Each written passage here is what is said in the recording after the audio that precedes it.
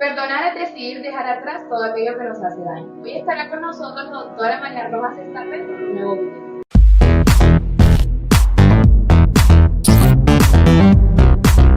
En el amplio mundo de las enfermedades mentales o de las disfunciones psíquicas que en cierta medida o en mayor o menor grado pues todo el mundo padece, porque quien no ha tenido una astenia primaveral, una depresión o un cambio de ánimo, etcétera, hay un capítulo muy desconcertante que es el de los delirios, el de las personas que creen cosas, imaginan cosas, ven cosas que no están en la realidad. Es lo que clásicamente llamaríamos el señor o la señora que se creen Napoleón y se lo creen verdaderamente. Vamos a ver cómo se puede vivir con esto, si tiene remedio, de dónde sale. Nos vamos al diván con Marian. Muy buenos días, Marian Rojas. Buenos días, Cristina. Pues, antes acaso hay un tema del que nunca hemos hablado y que probablemente a muchos de nuestros oyentes pues también les pueda generar curiosidad o interés, ¿no? Sí, y quizá tengan en su entorno, porque ahora ya la gente habla más de estos, pues una persona con esquizofrenia o con una bipolaridad con manía, en fin, el delirio, que yo creo que antes o más tarde todo el mundo acaba por toparse en alguna persona. ¿Qué es? Bueno, lo primero que tenemos que saber es que el delirio es un trastorno del contenido del pensamiento, que es resistente a algo evidente. Es decir, son falsas creencias. Esto es diferente a la alucinación, que es lo que la gente suele confundir, ¿no? ¿Tiene una alucinación o tiene un delirio? La alucinación es una percepción falsa. Entonces, por ejemplo, tú ves algo que no existe. Tú sientes, tú oyes voces. Lo clásico es escuchar voces, propio de la esquizofrenia o algunos trastornos psiquiátricos graves. Y eso es una alucinación. En cambio, el delirio es cuando es el contenido del pensamiento el que se transforma.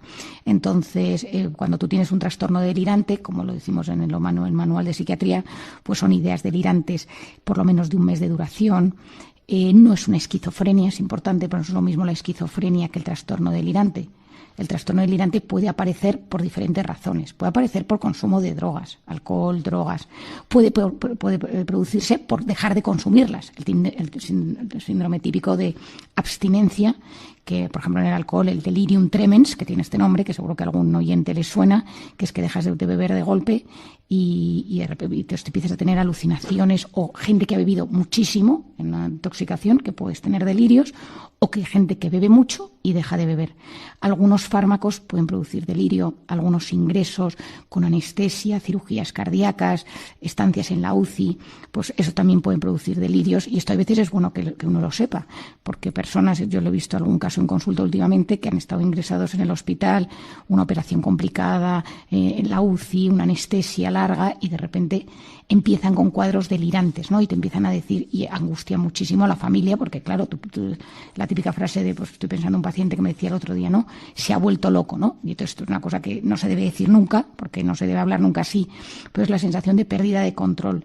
Fármacos, alcohol, drogas, abstinencia, algunas ACVs, accidentes cardiovasculares lo pueden producir. Y luego hay, por ejemplo, cambios metabólicos, pues una bajada brusca de sodio o de calcio. Otra cosa que puede suceder, y sobre todo en personas mayores, son infecciones de orina.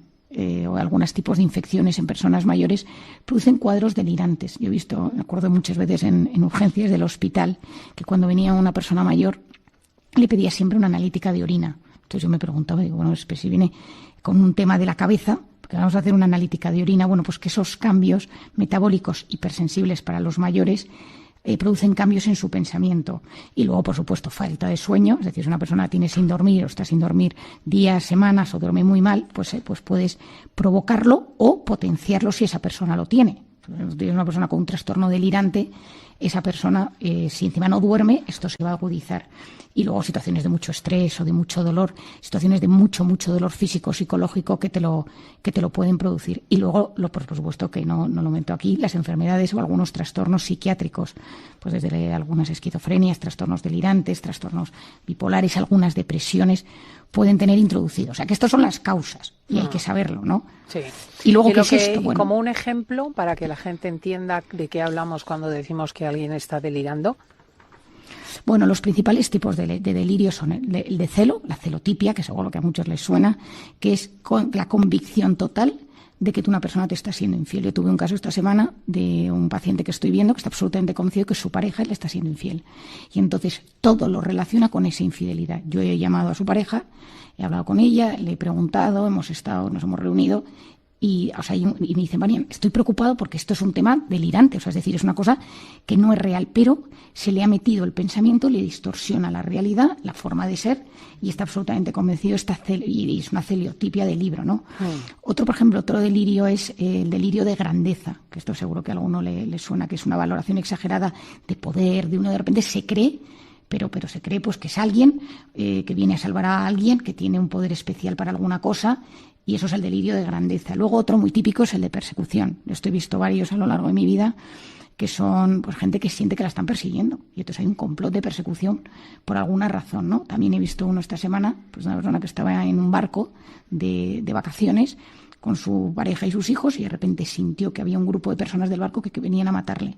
Y es un tipo que no tiene ninguna patología previa ni había consumido drogas, pero estaba muy estresado, es una persona muy controladora y de repente sintió, hasta la angustia de que desde ahí me llamó y me dijo, oye, Marian, aquí hay gente que me quiere matar, pero no es lógico y entonces ayúdame, ¿no? O sea, porque decir, aquí me está pasando algo.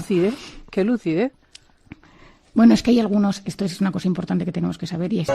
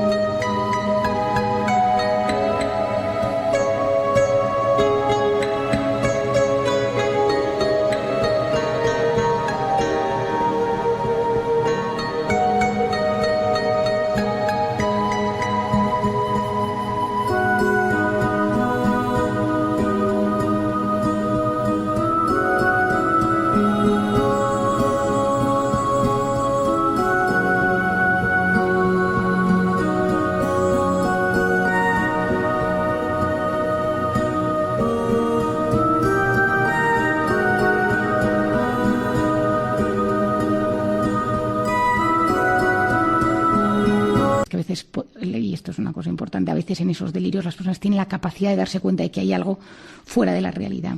Luego hay lo que se llama la idea delirante somática, y es decir, la gente que piensa que alguna parte de su cuerpo está mal. Pues que tiene una parte que no funciona bien, que tengo la nariz torcida, que la oreja. A veces estas personas acaban en los cirujanos plásticos, ¿no? Yo he tenido algún paciente, me acuerdo de uno que pues había operado unas 10 veces de la nariz, de la boca, del mentón, porque tiene la convicción de que está torcida su mandíbula. Y estos convencimientos, a veces delirantes, hacen que estas personas pues tengan problemas muy serios y trastornos corporales, porque estás absolutamente... De hecho, algunas anorexias acaban siendo delirantes y se las trata incluso pues con algún antipsicótico, porque es la medicación de los delirios, para ayudar a que estas personas vuelvan a tener el pensamiento ordenado, ¿no? Luego, la idea delirante erotomaníaca. Esto justo vi hace un mes a un caso de una paciente mía que está absolutamente convencida que hay un futbolista enamorado de ella y que en el fondo la sigue y tal, una historia que no se sostiene, pero tiene el convencimiento.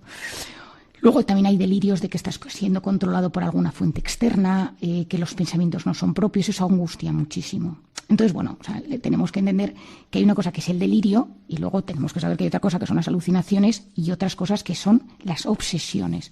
Porque hay gente que las confunde, es decir, dice, esto es una obsesión, esto es una idea sobrevalorada de un tema, o cómo es, ¿no? Que yo creo, Cristina, que esto es un tema para que nuestros oyentes entiendan. Es verdad que hoy es más psiquiátrico de lo normal, pero a mí también me gusta que ellos que nos escuchan lo sepan. En las ideas obsesivas la puede aparecer en personas que jamás han tenido las personas una patología psiquiátrica. Puede ser gente un poco obsesiva, un poco desconfiada, pero son pensamientos o imágenes persistentes que se meten en la cabeza. Tengo que hacer esto, tengo que limpiar esto, tengo que hacer...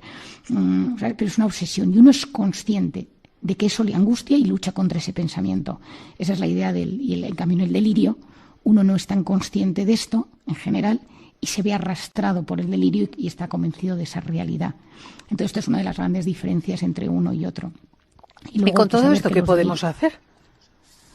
Bueno, pues como siempre, Cristina, lo primero de todo es buscar ayuda, ¿no? Y si uno nota que alguien de la familia tiene esto o que nos pasa, que pidamos ayuda, porque la ventaja es que en la psiquiatría, en la medicina interna, incluso en los neurólogos, médicos de cabecera...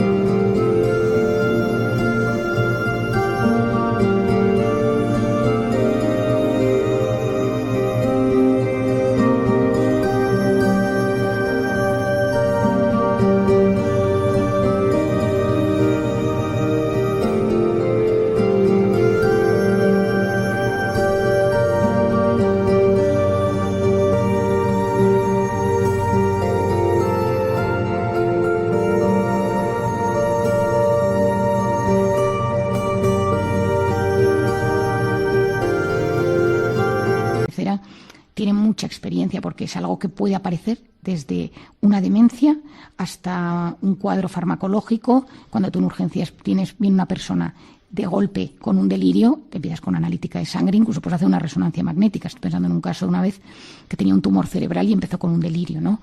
Y hay que ver por dónde viene. Y en general hay tratamiento. Es decir, tenemos que ser conscientes que pues a veces son tratamientos más largos, a veces tienen que tener tratamiento de por vida. Y luego una cosa que yo recomiendo, me ha pasado alguna ocasión con mi padre, algún paciente que he visto con él, pacientes que han tenido un delirio crónico, un trastorno delirante crónico y de repente les quitas el delirio y esa persona se siente vacía. Es decir, si tu sentido de vida es pensar que alguien está enamorado de ti y que tú lo ves en todas partes, ese enamoramiento, y tú a esa persona le curas de ese delirio, le dejas un vacío existencial. Porque esa persona, su delirio es su vida. Entonces tienes que sustituirlo por... No, claro, pero si tú de repente estás absolutamente convencido que eres el Salvador, o que eres un superhéroe, o que lo que sea, y te lo quitan, eso llenaba tantísimo el comportamiento, el día, lo que uno hace, que cuando a uno se lo quitan hay que llenarlo de otra cosa. Entonces, por eso cuando tratamos a personas que tienen este tipo de patología, súper importante, deporte, vida social, actividades culturales, manualidades, algo de la que la persona se vaya enganchando, música, por ejemplo, que ayuda muchísimo al cerebro siempre, o canto, para que cuando esa persona de repente, ese delirio se mitigue o vaya desapareciendo casi por completo, la persona no se sienta vacía, porque ahí hay un momento de, entonces, ¿cuál es el sentido de mi vida? Yo llevo meses, años luchando o pensando, teniendo una creencia sobre un tema de forma súper potente y de repente esto ha desaparecido de mi cabeza y entonces, bueno, ¿yo qué he hecho con mi vida? Y entonces eso genera muchísima ansiedad, y hay que tener en cuenta que todo este tipo de delirios tiene mucha carga afectiva. Es decir, predomina, entra en nuestra cabeza y nos invade. Y entonces uno no lo puede controlar. No, es un tema, Cristina, bastante angustioso. ¿Y las personas que han padecido esto o que lo padecen en algún momento se pueden curar? Quiero decir, pueden llegar a tener una vida perfectamente lúcida y normal y equilibrada y trabajar como los demás. El tema es cuál es la razón. Es decir, si es porque esa persona tiene un trastorno bipolar, tiene una esquizofrenia, un trastorno delirante crónico, pues a veces esas personas ya han tenido un deterioro en su vida y les cuesta pues volver a esa vida 100% normal. Pero lo suyo es conseguir que esa persona tenga la vida lo más adaptada posible. Por otro lado, que esa persona sepa cuáles son las luces de emergencia cuando las cosas empiezan a ir mal. A mí me gusta cuando mis pacientes de repente me dicen, no, pues me llaman y me dicen, Marian, creo que estoy recayendo, porque este tema, estoy pensando en una paciente que tengo que tiene trastorno delirante crónico, que lo tiene pues en un 2/10, pero a veces, cuando no duerme, cuando llegan ciertas épocas del año, se reactiva y sube a un 6.